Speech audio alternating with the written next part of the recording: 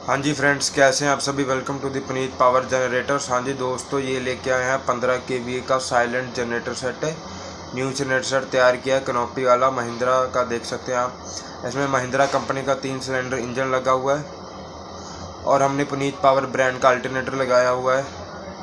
Crompton type alternator है, ब्रेसलेस का alternator है, न्यू मॉडल का। 3 सिलेंडर इंजन है महिंद्रा कंपनी का, देख सकते हैं। ये ऑटोमेटिक जनरेटर सेट हमने तैयार किया है। ये ऑटो सिस्टम लगा हुआ है, लाइट जाने पर खुद ही स्टार्ट हो जाता है, खुद बंद हो जाता है, सारा कुछ सेफ्टी सिस्टम लगा हुआ है।